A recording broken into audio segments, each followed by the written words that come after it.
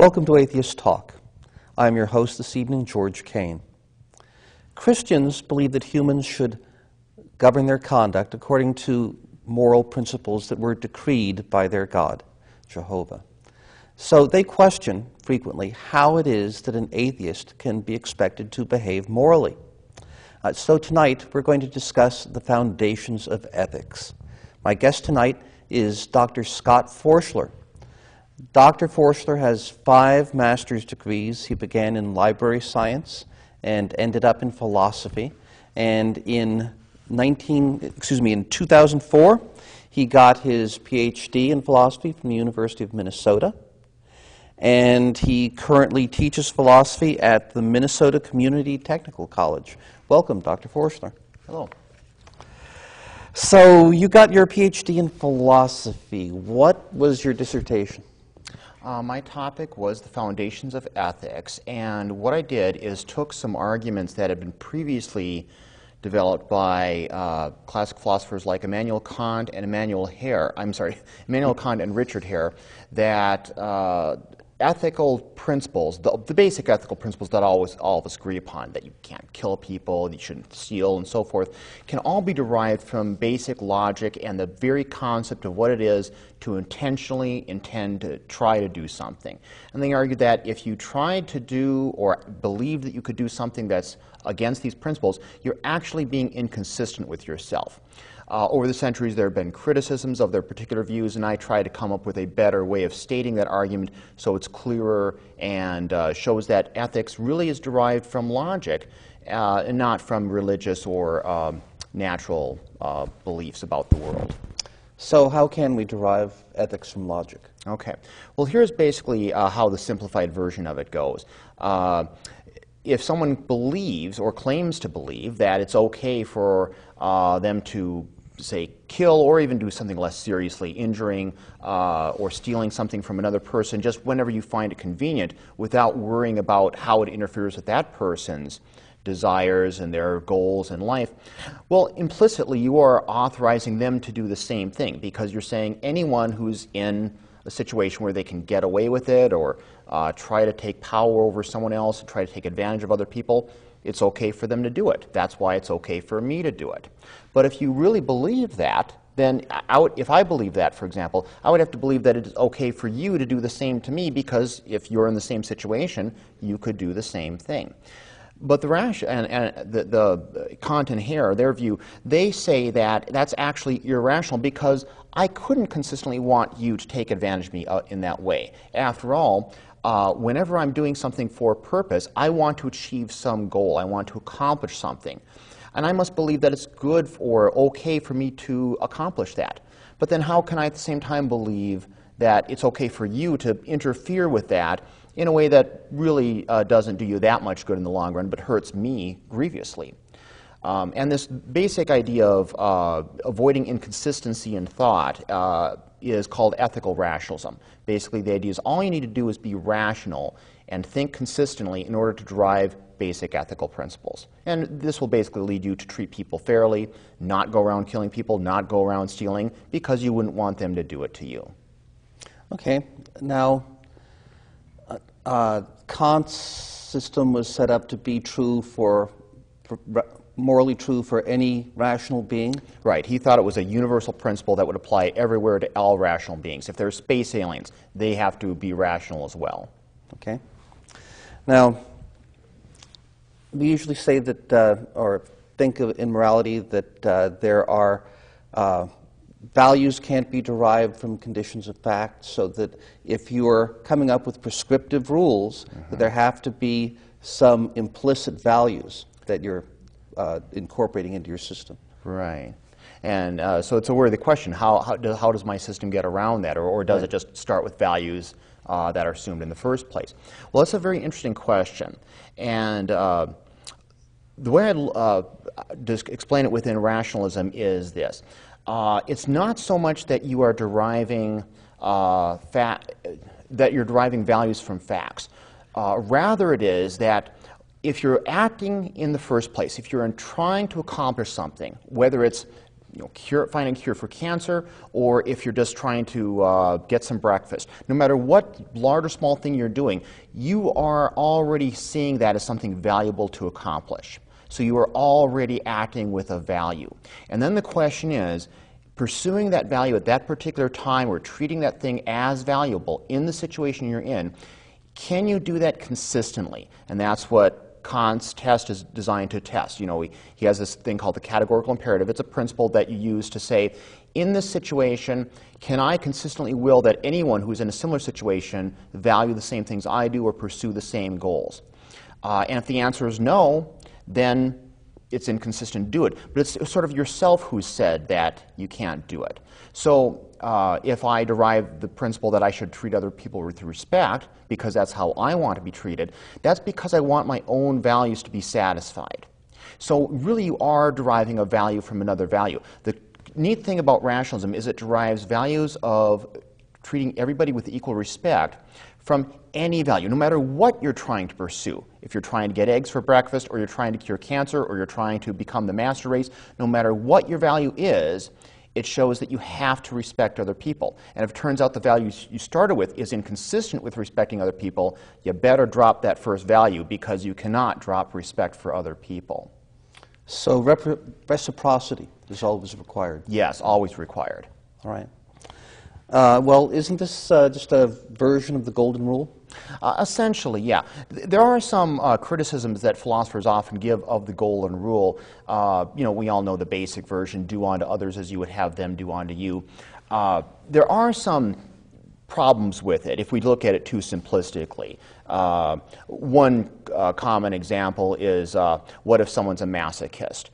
Can they go around poking other people with pins and respond by saying, hey, that's what I want people to do to me? And there are similar examples. Can the seducer pass the golden rule because he wants someone to, get involved with him, so he says, you should get involved with me. But that doesn't seem right in all cases. Well, here's the problem, that those simplistic ways of looking at it, and these apparent counterexamples, are based on the supposition that you don't have to pay attention to whether other people's desires are different from yours. Obviously, the problem, if there's two masochists poking each other with pins, there's no problem. The problem is, what if he's poking someone who isn't a masochist? Well, then, of course, what the masochist is implicitly doing is ignoring your desires. If I poke you with a pin, I'm ignoring the fact that you're not a masochist. Then I have to ask myself, if I had you act in certain ways toward me, would I want you to use the golden rule in a way that ignored my interests? And the answer is obviously no. So if the masochist uses the golden rule to defend his attacks on other people, basically, he's using the golden rule in a way that he wouldn't want other people to use the golden rule with respect to them. This is debated whether this really works. This is the right way of deriving logic, or deriving ethics from logic. A lot of philosophers believe that the golden rule just is inadequate. It has too many counterexamples, it's too simple, and so they say you should use Kant's categorical imperative, or Richard Hare's universal prescriptivism, or some other souped-up version of rationalism. Other philosophers say, no, rationalism is just not the right way to go. You need to have some substantive values that come from somewhere, and that's going to give you the right ethical values. I tended to believe the first for a while, that, yeah, we need a better version of rationalism. The golden rule just isn't doing it. Lately, I've come to the realization that if we look at the golden rule carefully enough and ask, how would we want other people to apply the golden rule, and should I then apply the golden rule in that way myself, the golden rule actually has resources to get rid of these counterexamples and show that they aren't really following the golden rule. But proving that is sort of a task that I'm working on right now. Well, let's take an example. Okay. Suppose that I'm a Toastmaster giving speeches, and I have an evaluator. Now, I want my evaluator to be honest with me, to really tell me what things I did wrong, what things I can improve on. Another speaker may have a very fragile ego, and if I'm too critical with him, he may be crushed and give up on public speaking. So how is the golden rule applied in that case? Yeah, that's a difficult one. And I deal with a similar one every day of my life because I teach philosophy, I have to grade papers, and you know, you have to draw the line somewhere or decide, should I grade this strictly fairly, or should I give a little bit more encouragement than is quite, you know, objectively authorized because I want to encourage that student. I guess in general, my view is if the person that you're evaluating goes in there in the school or in the Toastmasters meeting with the understanding that they really want to be tested against objective reality and find out how good they are, and especially if something is riding on it, like a job, like it would be in the case of grades. You know, people use that to measure how good you really are at something. Then it's very important to be objective and give the right data. There might be times when you bend the rules a little bit. Personally, I think that rationalism leads to a form of consequentialism. If you look at what would be consistent with what you want other people to do to you, you basically want them, and therefore yourself, to try to satisfy as many of people's rational desires as you possibly could. Most of the time that can be done by sticking to fairly objective rules and saying we're always going to do this, we're always going to grade things this way. But most consequentialists will say sometimes you need to bend the rules because, you know, this situation is special, it's a little different, disaster is going to happen, or at least a relative disaster within somebody's life if you just rigorously apply the rule. In that case, maybe you can bend it a little bit, but if you do it too often, of course, then the sense of objectivity goes away. People don't believe that the grades mean anything anymore. So if you do that, then the long-term effect of that, even if you help the one student in one case, the long-term effect is a huge disaster. So you got to be very careful when you bend the rules. So if you're applying consequentialism to rational ethics, then it sounds as if instead of deciding on the rules to follow based upon ideas of either reciprocity or things applicable to every rational being, you're learning it through experience, how things come out. Oh, right. And you might change the rules as a result of that. John Stuart Mill, I still go back to him. He had a very good argument for this in his book on liberty, that he thought rules had a definite place in morality. He was a pure consequentialist through and through, but he believed you did need to follow rules a lot because society depends a lot on consistency. You need to know what to expect from other people, from institutions. If you couldn't count on these to a large extent, then your life becomes unpredictable and things go badly for everybody. But he said, definitely the consequences that you learn through life will sometimes tell you when you need to change the rules or when a rule that worked for one century or one area doesn't work over here. And if you just blindly follow that rule, you're forgetting about what justified that rule in the first place. Right. So while rules are percentage shots that indicate how you should behave in most cases, a moral agent should be aware of cases in which that rule would not be applicable. Right. And again, it's not just because you don't want it to apply or because it benefits you to break the rule at the moment. You have to look at how you'd want other people to break the rules. Basically, you can break the rule when you would very much want someone else to break the rule in the same case. And even more generally, when you'd want anyone to follow that principle of breaking the rule. It might be that if you break the rule in this case, you get an advantage, but if someone else broke it in a similar case, you might get hurt, and you might get hurt even worse. Then you say, well, the long-term consequence of everybody breaking the rule in just this case is that I'm going to get more of the short end of the stick than not. Then you'd better say, I better stick to the rule in this particular case. But where that balances out, when you're going to get the most consequences, the best consequences out of breaking the rule, when out of obeying it, and when from modifying the rule a little bit, that is something experience can tell us. Okay. Now, one objection is going to be, I'm sure you've heard this, well, why should I follow the rule? Why shouldn't I just behave in a way that's beneficial for me? Okay. Well, then we can just go back to the original justification of rationalism. Would you want other people to follow the rules that just benefit themselves? And the answer very quickly is no. Not even half the time. You would want people to benefit themselves only when doing so really didn't severely interfere with other people. And of course, that's the way most people act. Most people do act mostly rationally, mostly consequentially most of the time. We don't go around stealing things from other people when we can just get away with it for a moment. We usually respect other people's rights and property. Do you think it's useful to describe it in the model of a social contract? Yeah, it's kind of like a social contract, but there's one key difference. There's some philosophers who try to justify ethics using a social contract, saying that we all sort of implicitly agreed to obey the rules, and the reason we do that is because we know or have good reason to believe that if we obey the rules, then we'll get the most benefits in the long run from other people. They'll see that we are obeying the rules, they'll be nice to us in turn. So it's sort of, I'll pat your back so that you will later pat my back. And there's a subtle difference between that and the golden rule and other forms of rationalism. Ethical rationalism says, I should pat your back because I want you to pat my back.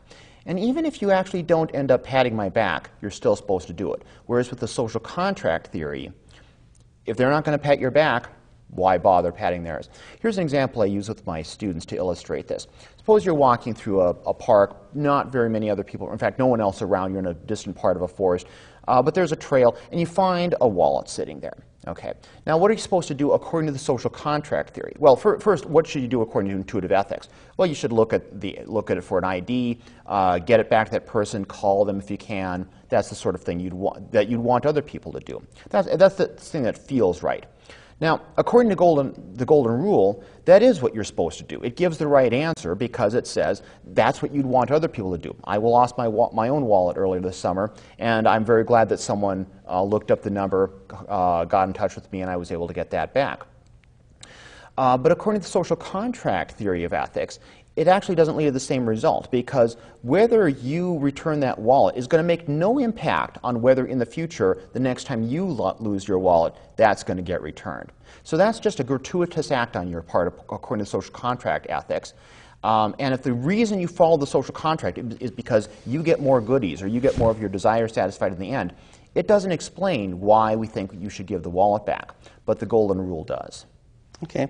Well, I can think that our persistent objector, probably a religionist, will be objecting that that all sounds very well, Dr. Forschler, but we know that in your ethical system there are no rewards and punishments. So everyone's going to act as an amoral hedonist, because if they consistently seek their greatest benefit, they'll have an advantage over everyone else. Mm-hmm. Yeah, it's a commonly heard objection, and it's one that puzzles me a lot, because we all know perfectly well that this does not happen. It's one. I mean, for one thing, we can point to people who are atheists and do not go around murdering and killing each other, and we could go into the history of in history, are there more massacres or are there more immoral acts committed by atheists like Stalin and so forth versus those committed by the Crusades and so forth. But we don't need to play the numbers game. The point is that we know that many atheists act very morally. But even more importantly is the fact that notice that there's a large diversity of religions around the world. So if you believe that the only thing holding you in check is the commands of God, or the fear of punishment from God more specifically, well, there are a lot of religions around the world who don't think that God punishes us. Also, there's different views around the world about what God has commanded at various times, and what the form of the punishment and so forth. And yet, if you go around the world and ask, how many people think that, for example, it's okay to take candy from a baby, you won't get much dissension on that. Pretty much everyone will agree, taking candy from a baby, child abuse, killing people at random, they'll all agree it's wrong. If you go around the world and ask, how many gods are there? What does God look like? If you ask 100 people, you'll get probably about 90 different answers. Mm-hmm. So if ethics comes from God, why did God leave us in sort of a sea of mystery about religion and not tell us the truth about the supernatural, but all told us the right answer about ethics? This suggests that ethics comes from something other than religion, because if it did, it would change as much as the religion does. In fact, it changes very little from culture to culture. At least some of the basics do. And rationalism, of course, gives a answer that at least is consistent with that. It explains why there's so much uniformity on basic ethical principles. And that is that we all are rational. Again, if space aliens were rational, they too would come up with some of the same basic ethical principles that we did, that you should respect other rational beings. Rationalism can explain that, but religious ethics can't. Yeah, I was going to say that that's a good answer also to another claim by Christians that because there is basic agreement on moral rules, that shows that there must be a God who wrote these rules into our hearts in some effect, declared the laws, and then made sure that they were hardwired into us. Yeah, so there's a version of divine, well, there's two main views on the connection between religion and ethics. Actually more than that, but two I'll speak of. One is the divine command theory, which is simply God issues these commands, and whatever God wants us to do is right, end of story. There's a variation on that which says God, and this is called the natural law theory. God made us, God made the universe, and sort of wrote these rules into our hearts. There's a passage somewhere in the New Testament that says something like that, and St. Thomas Aquinas elaborates on this, that these rules are written into our hearts, and so we know what they are, even if, just as we're born, as we think about things and learn things in the world, learn how our bodies work and so forth, we intuitively see what is right and wrong, even though we don't intuitively see what's true in religion. Now that goes a little bit better than the divine command theory. It explains how we could have different ideas about God and yet the same ideas about ethics. You still have this problem of, okay, if God wrote these rules of ethics into our hearts so that we're born with them, why didn't God write into our hearts the intuitive knowledge of whether he's one or three or male or female, or whether the Hindu God or the some other deity is the correct one? Why didn't he let us that know? After all, if it's so important to know, as most religious people say it is, why didn't he just add that on as sort of an appendix to the ethical knowledge? There's no good explanation to that I've ever heard. So again, that suggests that, and again, I'm not really saying here that religious truths are right or wrong. I'm not going to take any position here on how many gods there are, but the important thing is that ethics doesn't look like it comes from the same place as religious knowledge does. So it doesn't look like you need a religion in order to be ethical. Yeah, I think there's a problem too in that this intuitionist view that it's innate in us, in that people do disagree. There are valid moral disagreements, and so how does that fit in with this view that that it's something that we perceive or know innately? Yeah. There's another problem with the intuitionist view, which is one way of looking at the natural law theory, too, and that is that we know people who have very strong intuitions who are completely wrong. I mean, I think Hitler very seriously believed in what he was doing, and he had you can call it a moral intuition that he was doing the right thing. So clearly our intuitions by themselves are not very reliable. Now, the common response to that is that, well, Hitler wasn't really looking at his intuitions, he was looking at something else, some other feeling inside of him. Okay, but then how do you tell the right intuitions from the wrong ones? There's no real guidance for that, so it looks like that it doesn't help us determine what is right or wrong. Again, rationalism has an answer. Just ask yourself, would I want someone else who had these same feelings to follow them? Someone else who had the intuition to go around killing people, would I want them to do that? No. So that's why you can't do it. All right. You brought up the issue of right and wrong. Now, is it possible in rational ethics that you might make the wrong decision?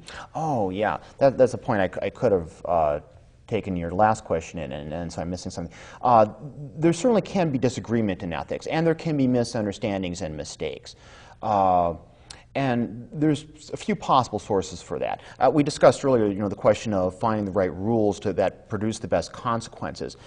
And it's certainly possible that you just don't know what the full consequences of your actions will be, or what the consequences would be if everybody did this, or if a lot of people did this. So you might do something and do it for years and years, and then discover, oh, this really is leading to the wrong result. So there I think is where disagreement comes from. Misunderstanding of the consequences, or the situation changes so that a rule that had one consequence at one point in time now has a very different consequence, or just not the same ones anyways. And so what was right can become wrong, and vice versa. Now, there are lots of things that aren't going to change too much. Don't go around killing people to take their money. That probably is not going to change too much. I can't imagine a situation in which that would ever change. But there could be, for example, sexual mores. That at one point in time where there's no contraception and not much food, yeah, having too many kids, that could be a problem. And at another time, it isn't as much of a problem, or the consequences are different. So that sort of thing could change through time. Let's take a look at one real-world example. A big, divisive ethical issue in American society today is abortion. Now, how does adopting a rational approach lead perhaps to a different result than a different ethical system might? Yeah. It's important, first of all, to notice that rationalism isn't just a set of principles. It's really a framework for how to think about ethics. So I can't sit here and tell you that rationalism has the right answer to that, and here it is. It's on a sheet of paper. Because it doesn't work like the divine command theory, where you've just got a list of rules and you follow them. I have heard rationalist arguments for and against abortion. Put very simply, the rationalist argument against abortion is that you wouldn't want your parents to have aborted you, so you shouldn't abort anyone else. Okay. The rationalist argument in favor of abortion, or at least abortion rights, is that you wouldn't want other people interfering with your power of reproduction and your sexuality, so you shouldn't do that to other people. I think which of these is the strongest arguments comes down to, is the fetus a person? Is it the kind of thing that the Golden Rule even applies to in the first place? If it is, then the first argument is fairly strong. You wouldn't want to have been aborted if you were a person sitting in the womb. But then we have to ask, what is a person? I would say a person is something that is conscious, able to think, able to have desires. Now, whatever's going on with the late-term fetus, that certainly is not the case for a 3-month-old fetus, a first trimester. So it seems to me that that first argument against abortion does not work, whereas the argument for respecting the desires of the woman who's already alive and has desires does work fairly well. But there might be further complications to that. Okay, well, thank you very much, Dr. Forschler. We're reaching the end of our session. This half hour has just flown by. I've certainly very much enjoyed it. Is there anything that you'd recommend to our viewers as to follow up? Oh my, many. I recently finished a good book by Peter Singer called Ethics and Sociobiology, which I thought gave a very interesting explanation of how ethics can be in part derived from nature, but also arguing that we should avoid certain mistaken ways of doing so. All right. Well, thank you very much.